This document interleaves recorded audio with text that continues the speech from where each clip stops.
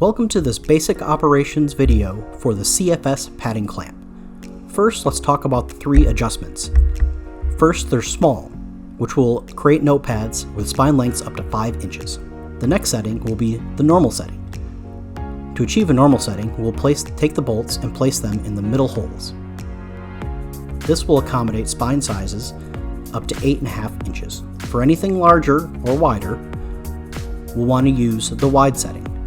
For the wide setting, go ahead and place the bolts in the holes that are the furthest out or closest to the outside edge. This setting will allow for a spine length of up to 12 inches. Let's get into the basic operation. For this, we're going to use the normal mode, so place the bolts in the middle settings. Our spine length will be 8.5 for this stack of notepads.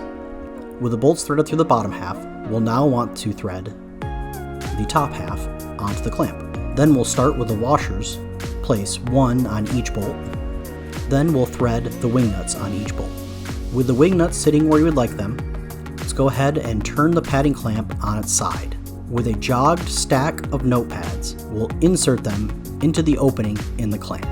Now we'll want to make sure that the spine and the clamp are both flush with your work surface.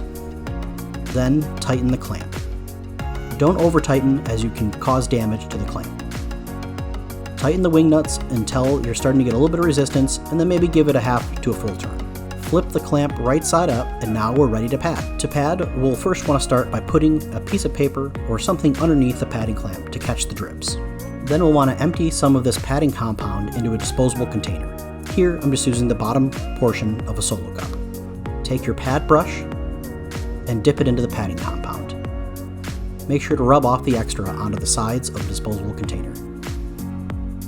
Now, starting in the middle and working your way to the outside edges, simply spread the compound onto the spine of the stack of notepads, ensuring to leave only a thin layer of the padding compound on the spine.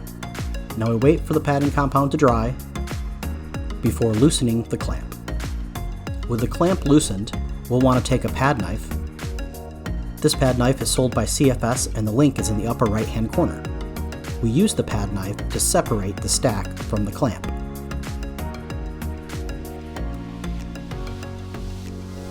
Now we can pull the stack of pads out of the clamp.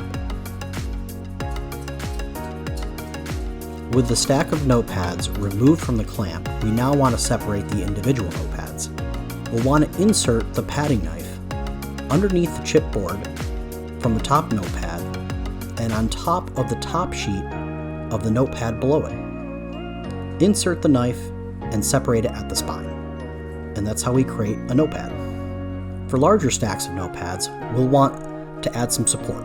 Lay down about an inch thick of chipboard or paper and then add the large stack. We do this up against a wall or flat surface instead of on its side due to the weight of the notepads. Make sure everything sits flush up against that flat surface to create a good even surface to add the padding compound. With everything flush up against the wall, we'll now add the top part of the clamp.